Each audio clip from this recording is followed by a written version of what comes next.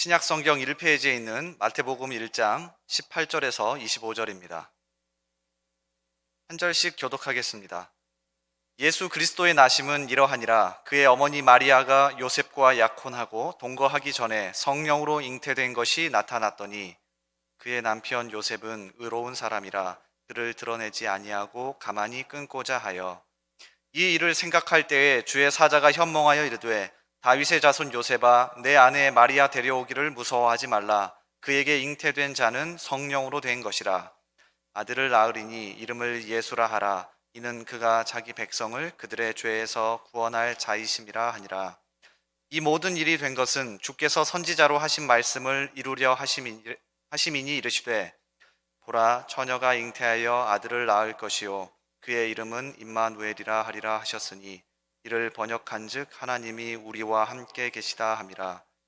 요셉이 잠에서 깨어 일어나 주의 사자의 분부대로 행하여 그의 아내를 데려왔으나 아들을 낳기까지 동침하지 아니하더니 낳음의 이름을 예수라 하니라. 아멘. 우리 사랑하는 여러분, 마태복음 1장과 2장을 함께 살펴보면서 예수님 탄생의 기적 시리즈를 진행하고 있습니다. 특별히 마태복음 1장과 2장은 예수님께서 하나님의 아들이요 온 인류를 위해서 오신 분이라는 것, 그리고 동정녀 마리아를 통해서 오신 여자의 후손으로 오신 그분이라고 하는 것을 계속해서 증명을 하고 있습니다. 1절부터 17절까지는 족보를 통해서 증명을 하고, 오늘 우리가 읽은 18절부터 25절까지는 요셉의 이야기를 통해서 예수님이 마리아를 통해서 오신 이 부분, 동정녀를 통해서 오신 부분을 확증하고, 그리고 2장에서는 동방에서 온 박사들을 통해서 온 인류의 왕으로 오신 주님을 증명하게 됩니다. 아무쪼록 이 모든 여정을 통해서 하나님의 은혜가 여러분들 위에 넘치기를 바랍니다. 오늘은 두 번째 시간으로 하나님의 계획에 순종하는 이 요셉의 이야기를 통해서 하나님께서 우리에게 주시는 그런 메시지를 함께 듣는 시간이 되겠습니다. 오늘 본문은 18절부터 25절까지인데 크게 세 부분으로 나눠져 있습니다.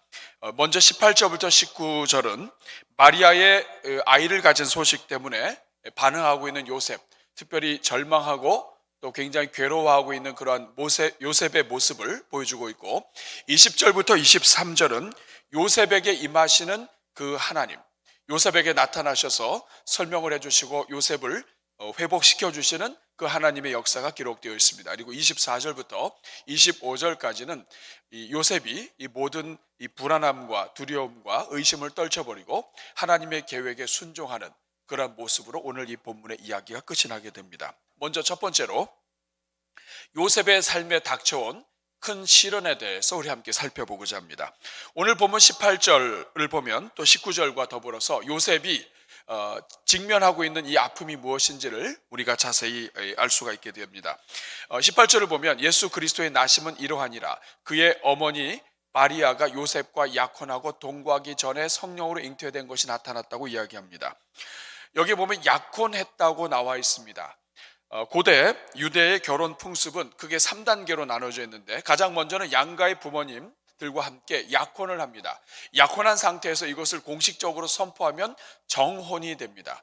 그리고 정혼한 상태에서 일정 기간이 지나기까지 정혼의 기간이 지나는데, 이 기간은 거의 부부와도 같아요. 명칭도 남편과 아내로 부르고, 부부가 어떤 육체적인 관계는 가질 수가 없습니다. 그런데 일단 결혼하기 전까지는 이미 부부가 되고 법적인 부부가 돼요. 그리고 결혼식을 통해서 이제 이 두 사람이 하나가 되는 이런 과정이 유대인의 결혼식이에요. 그런데 이렇게 약혼을 하고 오늘 본문을 보면 결혼하기 전까지니까 정혼의 상태가 되는 거예요. 공식적으로 선포했습니다.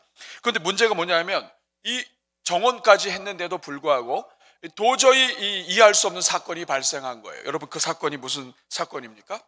마리아가 아이를 가진 거예요. 마리아가 어느 날 요셉에게 와서 이야기한 겁니다. 아이가 생겼다고. 여러분, 참 저는 이 본문을 읽으면서 마리아가 도대체 뭐라고 얘기했을까? 요셉, 할 말이 있어요?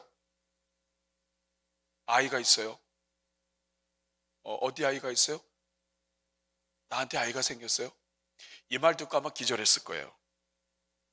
여러분, 마리아가 구체적으로 요셉에게 무슨 말을 했는지는 우리가 알 수 없습니다. 그때 살아보질 않아서. 그런데 이 성경을 보면 천사가 요셉에게 나타나기 전에 마리아에게 먼저 나타났습니다. 그래서 마리아에게 한 내용이 있어요. 그래서 그 내용을 토대로 어떤 이야기를 했는지 대충 우리가 이해할 수 있습니다. 누가복음 1장 30절부터 35절의 내용을 보면 천사가 마리아에게 나타나서 이야기하는 내용이에요. 천사가 이르되 마리아여 무서워하지 말라. 네가 하나님께 큰 은혜를 입었다. 31절에 보니까 보라 네가 잉태하여 아들을 낳으리니 그 이름을 예수라 할 것이다. 32절에 보니까 그가 큰 자가 되고 지극히 높으신 이의 아들이라 일컬어질 것이요 주 하나님께서 그 조상 다윗의 왕위를 그에게 주리니 영원히 야곱의 집을 왕으로 다스리실 것이며 그 나라가 무궁하리라. 막 그냥 천사가 와가지고 그냥 막 이야기를 해요.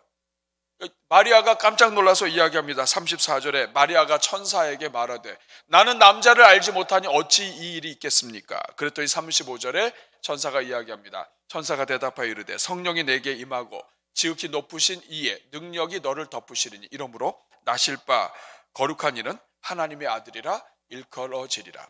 하나님이 창조하신 하나님이 너에게 역사하시게 되면 너는 하나님의 아들을 갖게 될 것이다. 이런 뜻입니다. 여러분 우리가 표현을 좋게 해서 성령으로 잉태된 것이 여러분 이해가 되겠어요?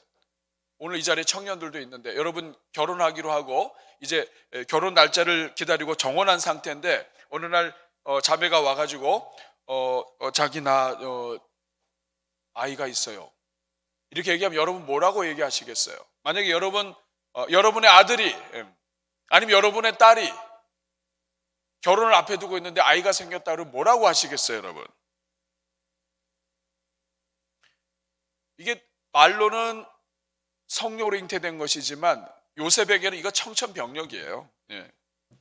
이거 받아들일 수 없는 거예요. 지금 보면 18절과 19절에 지금 요셉이 받아들이지 못해서 오랫동안 고민하고 있는 장면이 나옵니다. 어떻게 이럴 수 있냐 이거예요. 얼마나 속이 상하겠어요. 마리아 얼굴을 가만히 보면 이 속이는 것 같지 않고 마리아를 너무나 잘 알잖아요. 마리아의 순수하고 아름다운 이 여인 마리아가 어떻게 이런 일이 일어날 수가 있을까? 배신감을 느끼기도 하고 상식으로는 이해가 안 되는데 마리아 얼굴을 보면 미워할 수는 없을 것 같고 그렇다고 이해는 안 되고 마리아 얼굴을 보면 아닌 것 같고 배신감도 들기도 하고 억울하기도 하고 절망하고 이제 끝났구나 싶었을 거예요, 여러분. 여러분 유대인들은 12살 지나면 이제 성년식을 하게 되고 그 다음부터는 이제 뭐 결혼도 할 수 있고 미래를 준비할 수 있는데 인생에 있어서 가장 큰 첫 번째 관문이 결혼이에요. 이 결혼식을 앞에 두고 사랑하는 여인이 아이를 가졌어요. 자기 애가 아니에요. 더 큰 문제는 이후의 법적인 처리입니다. 정혼은 결혼과 동등한 효력을 가져요. 그렇기 때문에 파혼하려면 정식 파혼 증서가 있어야 돼요. 이혼 증서를 줘서 끝나요. 그러니까 이미 결혼한 상태예요. 이러한 상태에서 헤어지는 절차도 까다롭지만 이것이 어떤 성적인 문제와 연관이 되면 이건 아주 큰 문제가 됩니다. 구약성경 신명기 22장 23절과 24절을 보면 처녀인 여자가 남자와 약혼을 했는데 어떤 다른 남자와 성읍에서 만나서 성적인 문제가 일어나게 되면 이 두 사람 둘 다 돌로 쳐 죽이게 돼 있어요. 남의 아내를 범하였다는 뜻입니다. 여러분 어쨌든 지금 이 메시아의 가정에 정결함의 문제가 생긴 거예요. 정절의 문제가 생겼어요. 지금 메시아의 가정에 예수 그리스도가 오시는데 이 가정이 깨지게 생겼어요. 이 위기를 어떻게 하면 좋아요? 이것 때문에 요셉이 고민하고 있습니다. 이러지도 저러지도 못하는 상황에서 요셉이 선택할 수밖에 없는 길 19절 같이 읽어보겠습니다. 시작. 그의 남편 요셉은 의로운 사람이라 그를 드러내지 아니하고 가만히 끊고자. 여기 보면 남편이라고 표현을 합니다. 결혼 안 했지만 남편이고 아내예요. 근데 요셉이 고민한 끝에 내린 결론은 드러내지 않고 가만히 끊는 거예요. 가만히 끊는다. 이것은 용서하고 그냥 이혼해서 보내주는 거예요. 우리 사랑하는 여러분, 가만히 끊고자 하는데 오늘 이 본문을 잘 읽어보면 요셉이 의로운 사람이기 때문에 가만히 끊고자 한다는 뜻입니다. 의로운 사람이기 때문에 끊고자 한다. 여러분, 의롭다라고 하는 말은 하나님을 먼저 생각한다는 뜻이에요. 고결하다, 남을 생각하고 배려한다, 이런 뜻이에요. 근데 이 의롭다, 하나님 앞에서 바르다, 하나님을 먼저 생각하는 그 결과가 무엇이냐면 조용히 끊는 거예요. 여기에서 우리는 의롭다고 하는 말의 뜻이 무엇인지를 알 수 있습니다. 의로운 것은 무엇이냐? 자기가 사랑하는 정혼자 마리아가 자기가 이해할 수 없는 일 때문에, 혹은 실수한 것 때문에, 어쨌든 용서할 수 없는 것 때문에 자신이 이 관계를 끊어버리게 되는 순간이라 할지라도, 그 사랑하는 여성 마리아가 어떤 일 때문에 다른 사람들 앞에서 이 비난을 받거나 상처를 입거나 이것 때문에 슬퍼하게 되거나 또는 큰 해를 당하는 것을 참을 수 없다는 거예요. 그것을 허락하지 않는 것, 이것이 의롭다는 뜻입니다. 다른 사람들 앞에서 공식적으로 비난받게 하는 것은 의로운 일이고, 그것은 자기 요셉이라고 하는 사람과 양립할 수 없다는 뜻이에요. 그래서 오늘 이 본문에 의롭다 하는 것은 다른 사람에게 피해를 주지 않고 그 사람이 다른 사람들로부터 비난받지 않도록 보호하는 것, 이것을 의롭다고 이야기하는 겁니다. 사랑하는 여러분, 여러분 어떠세요? 여러분은 의로우신 분입니까? 여러분 의로우세요? 여러분, 이거 참 어렵습니다. 특별히 우리는 이런 부분에 있어서 이게 의로움이라고 이렇게 생각을 하지도 잘 못해요. 우리는 어느 정도냐면은 사랑해요. 사랑한다고 해서 막 서로 교제하고 막 결혼 약속도 그러다가 서로 이런저런 문제 때문에 어쨌든 파혼하게 됐어요. 그러면 오늘 이 요새 일어나는 뉴스나 이런 것들을 보면 그 사랑했다가 자기를 고무신을 뒤집었어요. 그래서 거꾸로 신었어요. 그래서 헤어지고 그다음부터 이제 사랑하지 않고 이제 결혼을 안 하기로 하고 또 다른 사람을 사랑한다 그러면 내가 이렇게 사랑했는데도 불구하고 이렇게 배신감을 느낀 사람이 어떻게 하냐면 그 온갖 스마트폰과 이 모든 것들을 다 동원해 가지고 괴롭혀요. 그리고 이 사람들 여러 사람 데서 막 사진 뿌리고 해가지고 절대로 다른 사람 만나지 못하게 하고. 이건 의로운 게 아닙니다, 여러분. 이건 악랄한 거예요, 여러분. 사랑하지 않은 거예요. 사랑하고 의롭다고 하는 것은 오늘 본문의 요셉이 의로운 게 무엇인지 알려주세요. 의로운 건 뭐냐? 내가 정말 사랑하는 사람이 다른 사람들로부터 비난받지 않도록 그 사람을 배려할 수 있는 게 의로움이에요. 근데 우리는 얼마나 이 지능적으로 이 다른 사람을 욕하는지 몰라요. 우리는 절대로 다른 사람 비판 안 해요. 아유, 이렇게 하지만 다른 사람한테 얘기해가지고 그 사람이 비판하게 만들어요. 우리 세상이 이런 세상입니다. 뭐 정치를 봐도 그렇고 어디를 봐도 그렇고 여러분, 이 사회가 그래요. 이건 의로움이 아니에요. 오늘 우리 사회는 불의한 사회인 거예요. 불의한 사회. 근데 하나님께서 요셉을 특별히 선택하신 이유가 무엇일까? 요셉은 의로운 사람이었습니다. 하나님이 그냥 내버려둬도 조용히 이 일이 끝날 수밖에 없는 인격을 갖고 있는 거예요. 여러분, 다시 한번 질문할게요. 여러분은 의로운 사람입니까? 이렇게 질문하면 대답하기 어렵겠죠. 여러분은 앞으로 남은 삶 동안에 의로운 삶을 사시기를 주님의 이름으로 축복합니다. 나의 이익을 위해서 상대방을 죽이려 하는 사회예요, 여러분. 이거 의로운 게 아닙니다. 의로운 것은 무엇이냐? 사랑하는 자가 더 이상의 사람들로부터 공격받지 않고 희생당하지 않도록 그 사람을 덮어주는 거예요. 이게 의로움이에요. 이것이 성경에서 말하는 오늘 본문의 의로움이고, 메시아 가계에 나와 있는 예수 그리스도를 품을 수 있는 아버지 역할을 할 수 있도록 만들어주신, 세워주신 하나님이 선택하신 가정의 이 남자 요셉의 성품이에요. 저는 이 자리에 있는 모든 분들이 죽는 그 순간까지 의롭게 살다가 가기를 주님의 이름으로 축복합니다. 여러분의 자녀들이 이렇게 의로운 삶을 살 수 있기를 바랍니다. 그런데 여러분, 이런 위기 상황에서 과연 하나님은 어떻게 하실까요? 이거 어떻게 하면 좋겠어요? 메시아가 오시는데 이 집안 가정이 깨지게 생겼어요. 여러분, 이거 덕이 안 되잖아요. 어떻게 하나님이 하실까요?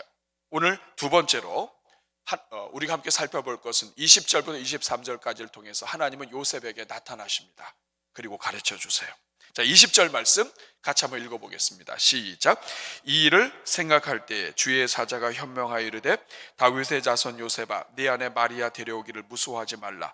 그에게 잉태된 자는 성령으로 된 것이라. 여기 보면 요셉이 이 일을 생각할 때, 이 말은 뭐냐 하면 이제 여러 번 생각하고 그 의로움 때문에 마리아가 상하지 않도록 할 수 있는 방법이 무엇인가를 고민해서 조용히 끊고자 일단 마음의 결단을 내리고 이것을 언제 어떻게 이야기할 것인가 마리아에게 이제 얘기할 때가 다가온 거예요.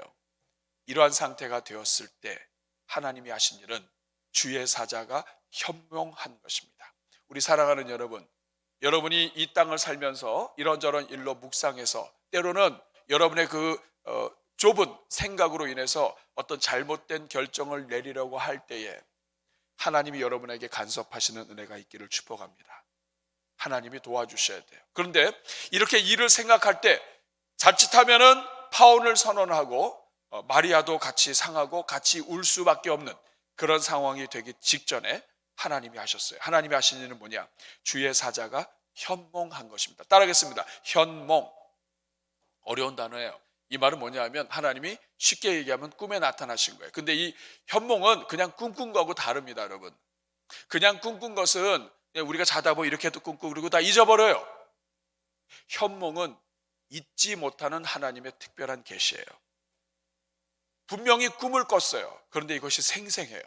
꿈을 꿨어요. 근데 이것은 하나님의 음성이에요. 평생 잊혀지질 않아요. 그리고 이것은 하나님이 역사하셨다라고 하는 확신이 일어나는 하나님의 개입이에요. 마태복음에 보면 이렇게 요셉에게는 계속해서 현몽하시는 일들이 일어납니다. 우리 사랑하는 여러분, 저는 하나님께서 여러분들의 삶에 나타나시되 특별히 꿈으로도 하나님께서 임하여 주시고 깨닫게 해주시기를 바랍니다. 우리는 꿈을 꿔도 이상한 꿈 꾸죠. 밤새 도망 다니다가 오기도 하고 밤새 갈싸움하다가 오기도 하고 상대방은 칼이 길고 나는 짧고 아무리 해도 안 되고 그래서 벼랑 끝에 몰려서 떨어지기도 하고 여러분 이런 다양한 꿈들이 우리한테 있어요. 저는 하나님께서 여러분들에게 은혜로운 꿈 꾸는 인생 되기를 축복합니다. 어떤 사람은 꿈을 꿔도 이상한 꿈만 꿔요. 근데 어떤 사람은 꿈을 하나 꿔도 은혜로운 꿈을 꿉니다. 하나님 앞에 이렇게 예물을 드리려고 하는데 막 없다든지 뭐 이런 거. 기도하는데 막 그 옆에서 누가 이렇게 앉았는데 뭐 이런 거. 전혀 그런 거에 관계없이 그냥 말씀을 읽는데 자꾸 성경이 안 보인다든지 이런 거. 좀 그래도 약간 은혜로운 꿈들이 있잖아요. 이상한 꿈 혹시 꾸고 그렇게 오셨다고 한다면 하나님께서 이제부터는 여러분 꿈속에 역사하시기를 주님의 이름으로 축복합니다. 여러분 이 현몽했다는 것은 그거예요. 지금 요셉의 인생에 하나님이 아주 굵은 선을 주신 거예요. 결코 지워지지 않는 굵은 선을 주신 거예요. 하나님이 여러분에게 이렇게 역사해 주시길 바랍니다. 혹시라도 여러분의 자녀들 가운데 하나님을 떠난 자녀들이 있다면 하나님께서 현몽하는 은혜가 있기를 바라요. 꿈이 없는 인생이 있다면 하나님께서 그 자녀들에게 임하여 주셔서 하나님이 주시는 꿈, 하나님이 주시는 생각을 분명히 갖고 그 지우려고 해도 지워지지 않는 하나님의 은혜가 있기를 주님의 이름으로 축복합니다. 그런데 이렇게 현몽해서 나타나서 이야기합니다. 다윗의 자손 요셉아, 네 아내 마리아 데려오기를 무서워하지 말라. 여기도 보면 아내라고 표현을 합니다. 아내. 이 말은 뭐냐? 정혼 상태이지만 이미 결혼한 거예요. 이미 그 법적으로 구속력이 있는 거예요. 너 아내 데려오는 거 두려워하지 말아라. 여러분 여기에 보면 무서워하지 말라라고 표현되어 있어요. 이 무서워하지 말라고 하는 말은 헬라어 말로 포베오라고 하는 말인데 이것은 포비아, 공포증 다 이 같이 사용되는 말이에요. 지금 이 요셉이 두려워하고 있는 거예요. 무서운 거예요. 자기 인생에 있어서 정말 있을 수 없는 일, 생각하지도 못했던 일이 일어난 거예요. 자기 인생에 있어서 사랑하는 여자 첫 선택을 했는데 그 여인이 아이를 가졌어요. 그리고 이 파혼을 하고 이런 거 여러분 생각이나 해봤겠어요? 파혼? 우리도 그래요. 여러분 인생 살다 보면 내 인생에 있어서 정말 일어날 수 없고 생각하지도 않았던 일들이 일어날 때가 있어요. 두렵습니다. 지금 요셉이 그런 상태예요. 파혼을 하면 어떻게 되는, 이것도 두려워요. 파혼하게 되면은 지금 어쨌든 조용히 끊든 어쨌든 간에 사람들이 아는데 이거 어떻게 얘기해야 되나. 그리고 자칫하면 또 문제가 된단 말이에요. 파혼한 이후에 앞으로 마리아는 또 어떻게 되는가? 이런 여러 가지가 지금 고민이 된단 말이에요. 그때 이 무서워하는 이 요셉에게 주의 천사가 이야기합니다. 내 안에 마리아 데려오기를 무서워하지 말라. 그에게 잉태된 자는 성령으로 된 것이다. 이렇게 이야기합니다. 이 말은 무슨 뜻이냐면, 사랑하는 요셉, 너 굉장히 두렵지? 어떻게 내 인생에 이런 일이 일어났는지 염려가 되지? 너는 지금 염려가 되겠지만 염려하지 말아라. 너한테는 이해가 안 되겠지만 천지를 창조하신 하나님께서 성령으로 하시는 일은 무엇이든지 할 수 있는 것이다. 너의 아내는 정결한 여인이야. 마리아는 아주 소중한 여인이야. 그러나 흙으로 사람을 지으시고 그 생기를 불어넣으셔서 인생을 창조하신 하나님이, 흙으로 인생을 지으신 하나님, 말씀으로 인생을 만드신 그 하나님이 처녀랄지라도 그 인생에 아이를 허락하시는 것, 이것은 하나님을 하실 수 있는 거야. 성령으로 잉태된 거야 라고 이제 이야기해 주는 겁니다. 그러면서 마리아에게 하셨던 말을 똑같이 하셨어요. 우리 21절 같이 한번 읽어보겠습니다. 21절 시작. 아들을 낳으리니 이름을 예수라 하라. 이는 그가 자기 백성을 그들의 죄에서 구원할 자임이라 하시니라. 여러분, 지금 정원 상태라고 그랬죠.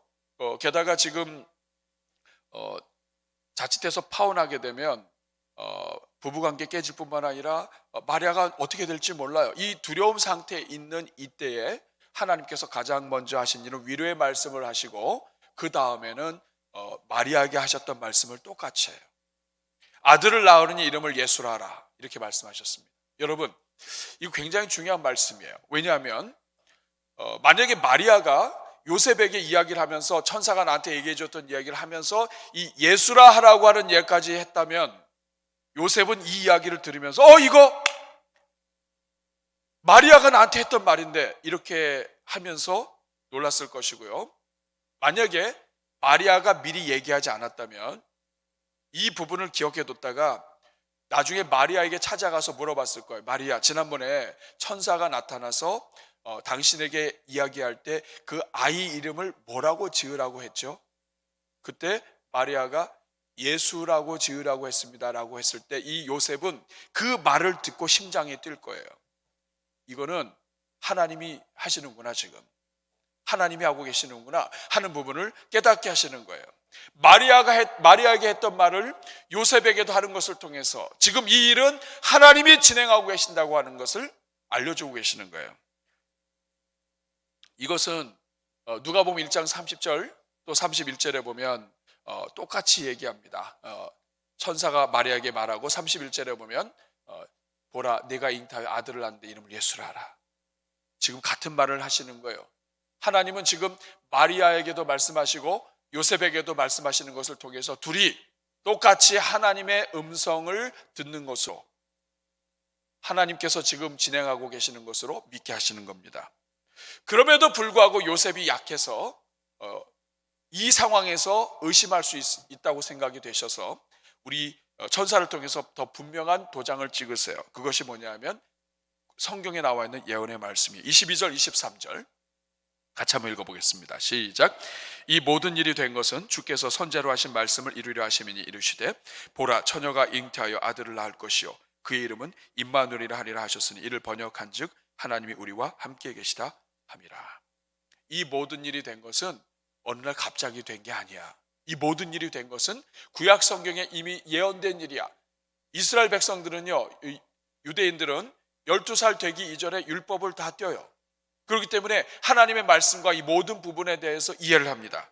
그런데 성경을 읽다가 들었지.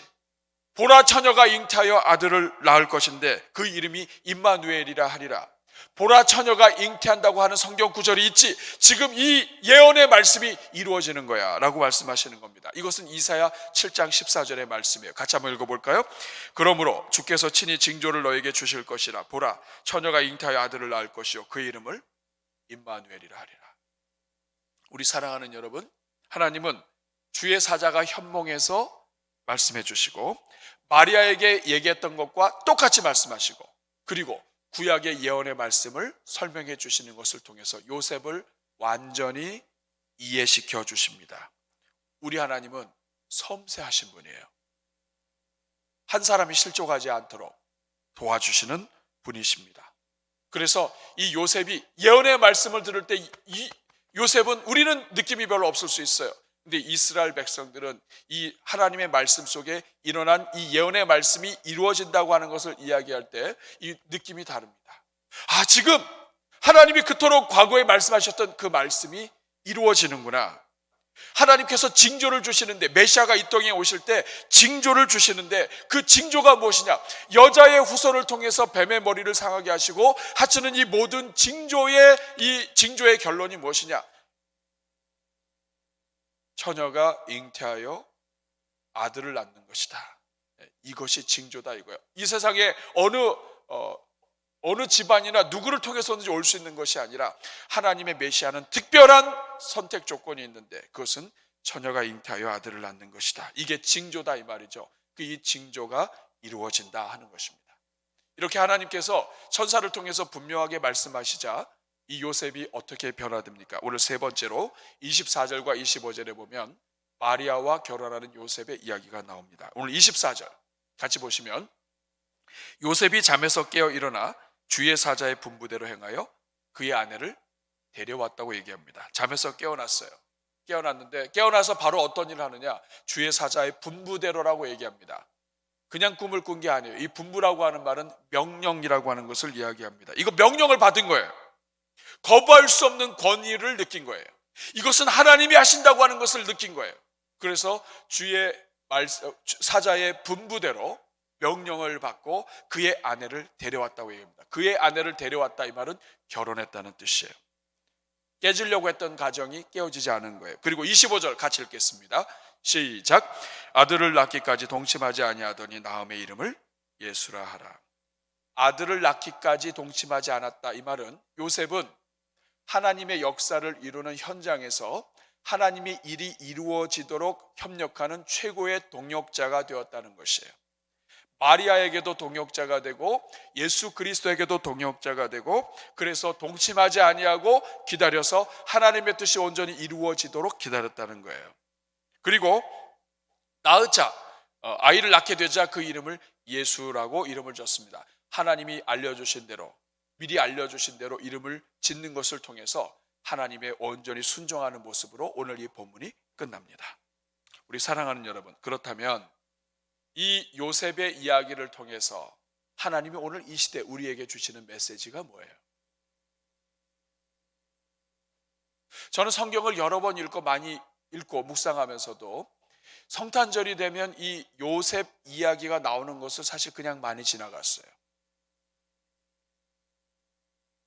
어렸을 때 보면 이 주일학교 때부터 해서 이 성탄 연극을 하면 항상 마리아와 요셉이 있어요. 저는 요셉도 한번 못 해봤어요. 요셉 한번 해보고 싶었는데 안 시키더라고요. 요셉 못하고 그래서 항상 뭐 이상한 거 했어요. 뭐 저보다 더 이상한 거 한 애도 있었어요. 나귀 역할 한 사람도 있고 뭐 별 있습니다. 중요한 것은 요셉과 마리아의 이야기가 이렇게 성경에 나와 있는데도 불구하고 이 이야기를 통해서 하나님이 왜 이야기를 집어넣는지, 이야기를 통해서 무슨 말씀을 하시려고 하시는지에 대해서 이렇게 깊이 묵상 못했다 이 말이에요. 우리 사랑하는 여러분, 요셉 이야기가 왜 필요해요? 요셉 이야기 없어도 돼요, 여러분. 그냥 예수님의 족보 이야기하고 요셉 한 사람 이렇든 저렇든 관계없이 그냥 예수님 오신 거 하면 돼요. 그런데 왜 요셉이 이렇게 고민하고 하나님의 일 때문에 막 파혼하려고 하고 이런 모든 과정 속에서 하나님이 도와주시고 그래서 이렇게 결국에는 가정을 이루고 이런 과정을 왜 하나님이 다 이렇게 다 집어넣으셨을까요? 부끄럽지 않아요? 하나님이 일하시는데 요셉이 알아서 헤쳐 모여 해야죠. 하나님이 하시면은 마리아가 딱 왔을 때 마리아가 요셉 아이를 가졌어요. 그래 하나님이 역사하셨구나 이래야 되는 거 아니에요? 그런데 막 갈등하고 막 이렇게 하나님의 뜻이 이루어져도 이것을 잘 분별하지 못하고 이런 연약한 인생의 모습을 성경이 왜 계속 그리냐 이 말이에요. 이건 하나님이 우리에게 주시는 메시지가 있는 거예요. 첫 번째, 하나님은 상한 자를 고치셔서 하나님의 역사에 동참시키시는 하나님이십니다. 하나님은 연약한 자를 고치셔서 회복시키셔서 하나님의 역사에 동참시키신다고요. 여러분, 오늘 본문에서 우리가 주목해야 될 것은 요셉이에요. 요셉. 오늘 제목도 요셉의 순종이에요. 왜 요셉 이야기를 이렇게 적나라하게 하나님이 하셨을까? 첫째는 요셉 자신을 위해서, 마리아를 위해서, 예수 그리스도의 역사를 위해서도 중요하지만 오늘 우리를 위해서도 굉장히 요셉의 이야기는 중요해요. 여러분, 요셉은 중요한 사람입니다. 족보의 마지막 주자예요. 아브라함과 다윗의 자손 예수 그리스도의 그 계보가 이어지는 마지막 릴레이 선수예요. 뿐만 아니라 예수님과 직접 관련된 사람이에요. 마리아의 남편이에요. 예수님의 아버지 역할을 할 사람이에요. 이 땅을 살아가는 모든 사람들, 특별히 동정녀 마리아를 통해서 예수님이 오셨다고 하는 것에 대해서 의심을 갖고 살아가는 모든 사람들의 대표예요. 하나님이 성령을 통해서 역사하시는 모든 일들에 대해서 믿지 못하는 눈이 닫혀 있는 사람의 대표예요.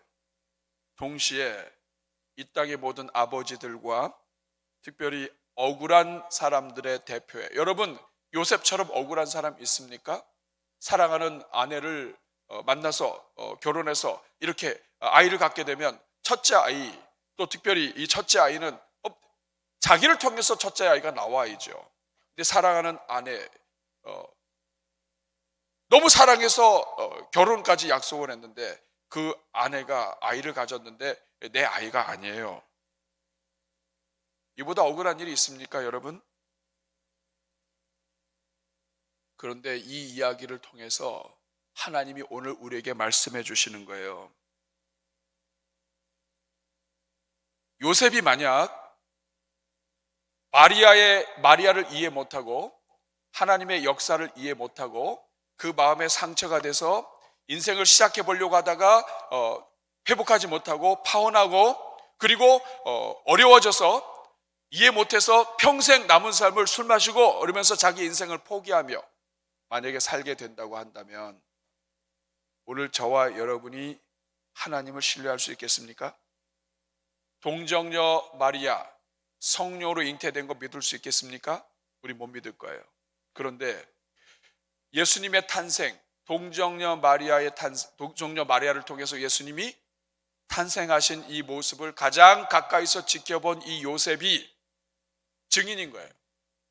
만약에 마리아의 남편인 요셉이 이 일어난 모든 일은 하나님이 함께 하신 것이고 하나님의 역사이고 마리아는 정결한 여인이고 이 부분에 있어서 나는 확실하게 하나님이 역사하신 것을 믿는다라고 선포한다면 여러분, 오늘 이 시대에 살아가는 모든 사람들은 동정녀 마리아를 통해서 이 땅에 오신 예수님에 대해서 어느 누구도 의심할 수 없습니다.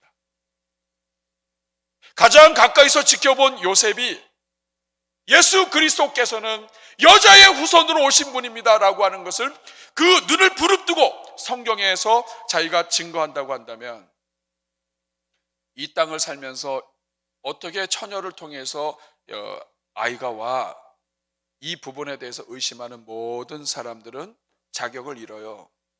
왜냐? 가장 가까이서 본 사람이 지금 외치고 있는 거예요. 요셉이 이 모든 일을 받아들인다면 이 세상 누구도 동정녀 마리아를 통해서 오신 예수님에 대해서 시비 걸을 수 없습니다. 요셉이 자기 아내에 대해서 부정하지 않고 거룩한 하나님의 딸이라고 인정한다면 어느 누구도 마리아에 대해서 의심할 수 없다는 걸 얘기해요. 그래서 마태복음 족보가 끝나자마자 하나님은 이 요셉을 증인으로 세웠습니다. 이 땅에 오신 예수님의 가장 가까이서 본 아버지 역할을 하고 그리고 이 사랑하는 아내로부터 이 아이를 키우고 자기의 아이도 아니지만은 이 아이를 키워서 이 메시아의 이런 역사 속에서 동참하고 있는 이 요셉을 일으켜 세워서 선포하는 거예요. 사랑하는 여러분, 나는 믿지 못했습니다. 나는 처음에는 믿지 못했다고요. 어떻게 나에게 이런 일이 일어났는지 나는 알 수도 없었습니다. 그러나 하나님이 함께 하셨습니다. 하나님의 역사입니다. 구약의 예언을 통해서 역사하신 그 일이 우리 집안을 통해서 일어났습니다. 내가 증인입니다. 이렇게 선포한다면 어느 누구도 말할 수 없는 거예요.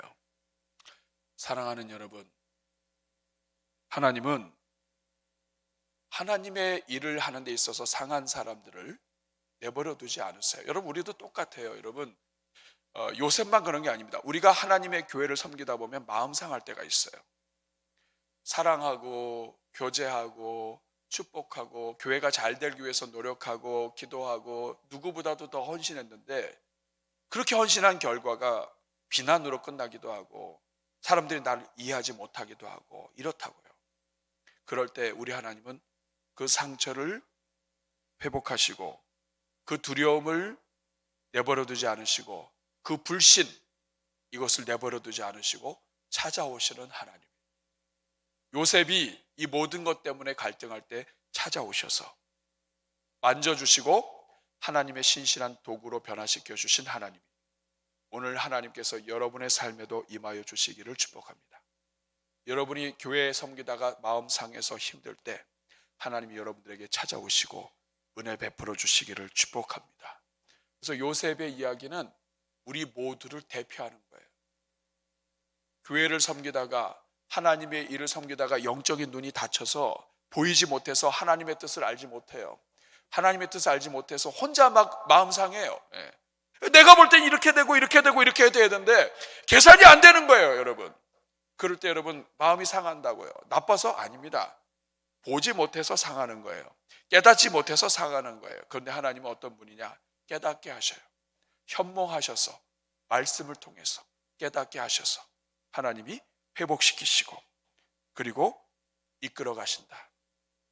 요셉이 이해했다면 오늘 우리는 무조건 이해해야 합니다.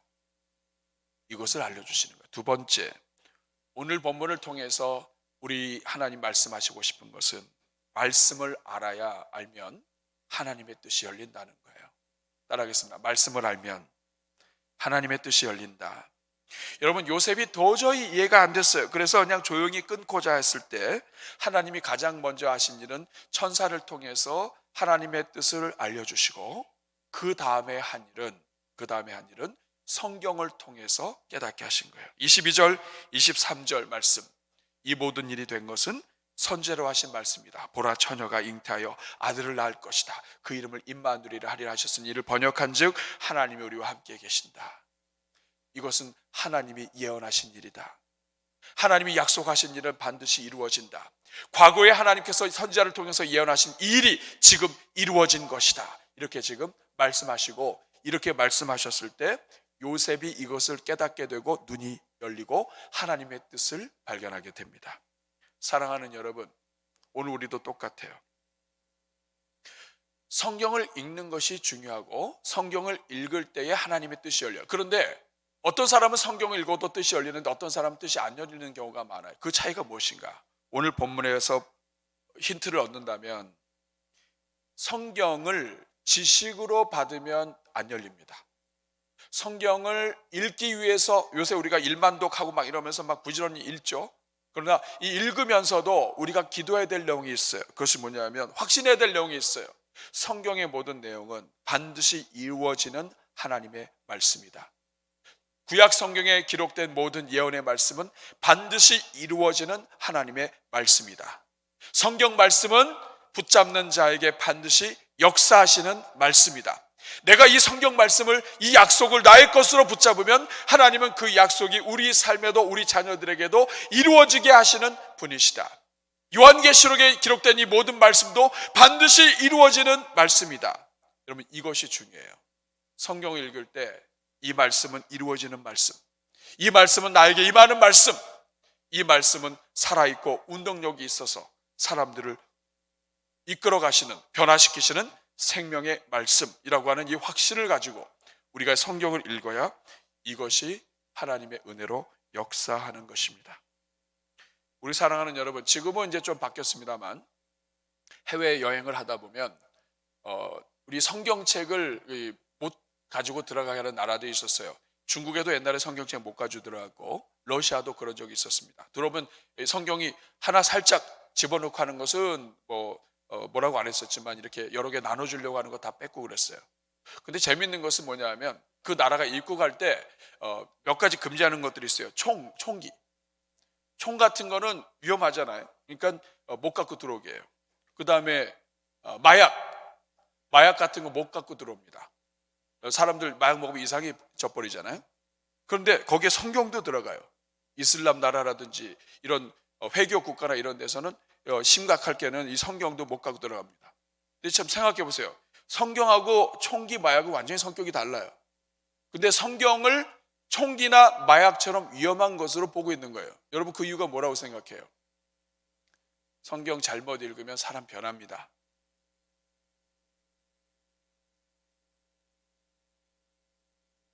성경은 하나님의 능력의 말씀이고 이루어지는 약속의 말씀이기 때문에 이 성경 잘못 읽으면 그 나라에 복음이 들어온다고요. 그러니까 총기 마약과 같이 분류한다고요. 여러분은 이 성경 말씀을 부지런히 잘 보고 있습니까? 읽을 때 확신하고 하나님의 은혜로 역사하시는 그 하나님 말씀을 기대하며 있습니까? 이렇게 기도해야 돼요. 하나님, 성경 읽기 전에 하나님 아버지, 이 말씀은 다 이루어지는 말씀인 것을 믿습니다. 제가 이 성경 말씀을 읽으니까 하나님 이 말씀이 이루어지게 하여 주시옵소서. 오늘도 이 말씀에 눈이 열려지게 하시고 이 말씀을 붙잡을 때 그대로 나타나게 하여 주옵소서. 이런 은혜가 있기를 바랍니다. 한 가지만 더 살펴보겠습니다. 오늘 본문을 통해서 하나님 말씀하시는 것, 마음이 상한 자를 고쳐서 하나님의 도구로 쓰시는 하나님, 그리고 말씀을 알 때 하나님의 뜻이 열리게 하시는 하나님, 그리고 세 번째는 순종하면 도저히 이해가 안 되는 그러한 일이 임마누엘이 된다는 거예요. 따라하겠습니다. 순종하면 임마누엘이 된다. 여러분 우리 삶은요 이해 안 되는 걸로 가득 차 있어요. 내가 그토록 교회를 사랑으로 봉사했는데 결과는 엉뚱한 것으로 떨어질 때가 많습니다. 내가 그렇게 힘있게 했었는데 정말 최선을 다해서 했는데 임직을 할 때든지 아니면 이렇게 저렇게 읽다 보면은 정말 우리 마음이 속상하게 될 때가 있어요. 어떻게 이런 말도 안 되는 일이 일어나는가? 하나님이 정말 살아계신 말씀 좀 해보세요. 하나님 정말 얘기 좀 해보세요. 뭐가 문제입니까 도대체? 내가 하나님 앞에 못한 게 뭡니까? 우리가 이렇게 속상할 때가 있다고요. 요셉도 마찬가지예요. 요셉이 뭘 잘못했길래 동정녀 마리아 통해서 예수님이 오십니까? 어떻게 이런 일이 있을 수 있습니까? 오늘 23절을 보면 아주 기가 막혀요. 아주 성경 구절이 그래요. 자, 보라 처녀가 잉태하여. 여러분 처녀가 어떻게 잉태합니까? 게다가 아들까지 낳았어요. 큰일 난 거 아닙니까 여러분? 어떻게 이런 일이 일어나요? 그런데 그 다음을 잘 보세요. 보라 처녀가 잉태하여 아들을 낳을 것이요 그의 이름은 임마누엘이라 하리라. 이를 번역한즉 하나님이 우리와 함께 계시다. 가장 말이 안 되는 일, 있어서는 안 되는 일, 내 삶에 일어나면 굉장히 불편한 그 일이 지나고 나니까 임마누엘이 된다 이거예요. 내가 가장 힘들었던 그 일, 정말 불편했던 그 일이 오히려 하나님이 우리와 함께 하시는 기적의 현장이 된다는 뜻입니다. 그러므로 여러분, 오늘날 우리가 이 땅에서 사는 동안에 우리 성도들이 정말 정신을 차리고 우리가 지켜봐야 되는 게 있어요. 여러분, 이 땅에서 일어나는 일들에 우리 생각이 왔다 갔다 하면 안 됩니다. 아무리 힘들어도 버텨야 돼요. 붙잡고 있어야 돼요. 정말 이 코로나 사태 속에서 우리가 무엇을 해야 될지 모르는 이 순간에 어떻게 하나님 이럴 수가 있습니까? 하나님 그래도 한 사람이라도 살려줘야 되는 거 아니에요? 어떻게 우리 집안을 이렇게 다 죽여버리십니까? 누구 한 사람이라도 일을 해야 될 거 아니에요? 하나님 이렇게 해서 우리가 하나님 앞에 절규할 때가 있어요. 그런데 그때 말도 안 되는 그 일이 일어날 때, 정말 기대하지 않았던 그 일이 일어날 때, 그때 말씀 붙잡고 하나님 신뢰하면서 버티세요. 그게 임마누엘의 역사가 됩니다. 여러분, 내가 계산해서 이렇게 하면 이렇게 나오는 거, 이건 임마누엘의 역사로 나타나기보다는 그냥 계산대로 되는 거예요. 그런데 전혀 생각하지 않았던 거, 갑자기 문제가 생기고 갑자기 사건이 터지고 하면서 내 인생에 정말 이 충격이 일어나는 그러한 일이, 말도 안 되는 일이 하나님 안에서 있나면 성도에게는 그것조차도 임마누엘이 된다 이 말이에요. 그러므로 여러분, 이번 한 주, 이번 연말 하나님 붙잡고 버티시기를 바랍니다. 그냥 붙잡고 있는 거 있는데, 붙잡고 늘어지는 거예요. 껌딱지처럼 그냥 딱 붙어서 하나님 앞에 딱 붙어가지고 있는 거예요. 그러면 하나님이 알아서 도와주십니다. 우리가 이해 못하는 그 일이 임마누엘 되는 거예요. 조금만 참으세요. 어떻게 이런 일이 생각이 들 때 말씀 붙잡으세요. 말이 안 되는 그 일 있을 때 하나님 붙잡고 버티세요. 그러면 어떤 망할 일도, 어떤 괴로운 일도, 어떤 죽을 일도 임마누엘의 역사가 됩니다. 하나님이 우리와 함께 하셨고, 하나님이 우리를 도와주셨고, 하나님이 우리를 지금도 붙잡고 계신다고 하는 하나님의 기적의 은혜가 우리 삶에 펼쳐지는 것입니다. 이것이 바로 요셉의 이야기예요. 요셉은 상한 남성이고 하나님 말씀에 눈이 닫혔던 과학적인 사람이에요. 그런데 계산적인 사람일 수 있었어요. 근데 하나님이 결국 요셉을 바꾸셔서 하나님 나라의 최고의 협력자가 되게 하십니다. 요셉이 아마 이렇게 했을 거예요. 처음에는 어떻게 이런 일이 나한테 일어납니까? 그런데 나중에는 깨달았을 거예요. 하나님, 내가 뭔데? 나는 다른 사람들보다도 더 많이 배우지도 못했고 더 가지지도 못했고 직업도 그냥 목수에 불과한데 나 같은 사람에게 하나님께서 메시아가 오시게 하셨습니까? 처음에는 말도 안 됐다고 생각했던 그 일이 요셉의 인생 전체에 가장 큰 하나님의 은혜가 열리는 사건이 될 거예요. 이번 성탄절이 그렇게 되길 바랍니다. 이번 성탄절에 모든 상황은 좋지 않지만 오히려 이 모든 상황이 좋지 않을 때 하나님 붙잡고 예수 그리스도 묵상하다가 그 좋지 않은 일들이 하나님의 임마누엘의 역사가 되고 하나님의 능력이 나타내는 여러분의 삶이 되기를 주님의 이름으로 축복합니다. 같이 한번 기도하겠습니다. 우리 한번 가슴에 손 얹고 같이 기도하겠습니다. 이 시간 기도하실 때 하나님 아버지, 순종하지 못했던 인생을 순종하게 하셔서 하나님의 도구로 쓰시는 주님, 예수님께서 가나안 혼인잔치에서 정말 말도 안 되는 하인들이 물동이에다가 물을 가득 차가지고 사람들에게 나눠주라고 했을 때 말도 안 되는 일이었지만 순종할 때 그것이 극상품의 포도주가 된 것처럼 하나님은 순종하는 사람들을 통해서 하나님의 역사를 이끌어 가십니다. 주님, 혹시라도 내가 순종하지 못한 것이 있다면 이제는 순종하게 해주십시오. 오늘 우리 삶에 하나님 정말 고통 중에 있는 것이 있다면 하나님 이것이 임마누엘의 간증이 되게 해 주시옵소서. 여러분 자녀들의 삶 속에 정말 어떻게 이런 일이 있을 수 있는가 하는 일들이 일어난다면 그 일 붙잡고 기도할 때, 말씀 붙잡고 살아갈 때 그 일이 하나님의 임마누엘의 능력이 되기를 주님의 이름으로 축복합니다. 이 시간 기도할 때 우리 말씀을 생각하면서 우리 같이 기도할 때 저를 한번 따라해 주시기 바랍니다. 주여 은혜를 주옵소서. 주여 은혜를 주옵소서. 주여 은혜를 주옵소서. 주여 은혜를 주옵소서. 다 같이 주여 한번 부르고 기도합니다. 주여 은혜로우신 아버지 하나님, 우리가 무엇이길래 하나님 은혜를 사랑해 주시고 우리가 무엇이가 돼 주님께서 우리를 붙잡아 주십니까? 우리를 사랑해 주시고 구원해 주시고 우리가 이해하지 못해도 순종하면 역사가 있을 텐데 순종하지 못하고 있는 것들 많습니다. 하나님 아버지, 그러다 보니 우리가 이해할 수 있는 것 순종하고 이해할 수 없는 것은 순종하지 못하고 하다 보니 하나님의 임마누엘의 역사도 경험하지 못하고 하나님께 순종하지도 못하고 아버지, 그렇게 살아가는 우리의 모습을 불쌍히 여겨 주옵소서. 이 시간 간절히 소원합니다. 하나님 아버지 붙잡아 주옵소서. 하나님 붙잡아 주옵소서. 하나님 붙잡아 주옵소서. 하나님 은혜를 더하여 주시옵소서. 이 자리는 주의 종들에게 은혜 베풀어 주옵소서.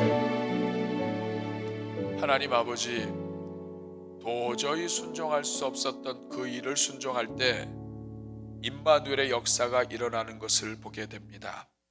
우리의 눈이 닫혀서 보지 못하고 깨닫지 못하는 것, 아직은 깨닫지 못하지만, 이해할 수 없지만, 그럼에도 불구하고 말씀에 의지하여 순종할 때 하나님은 요셉을 하늘의 도구로 사용하시고 메시아의 계보에서 영광스러운 하나님의 아들로 세워주셨습니다. 주님, 오늘 이 자리에는 주의 종들 믿음의 믿음을 더하여 주시고 순종의 은혜가 있게 하여 주옵소서. 아직 하나님께 순종하고 싶었지만 못한 것이 있다면 한 해 가기 전에 하나님 앞에 순종함으로 임마누엘의 기적의 은혜를 누릴 수 있도록 도와주시옵소서. 예수님의 오심은 하나님 앞에 순종할 수 없었던 것을 순종하는 한 요셉 남성의 이야기로 시작되는 것을 우리가 보고 우리도 순종하는 종들 되게 해 주옵소서.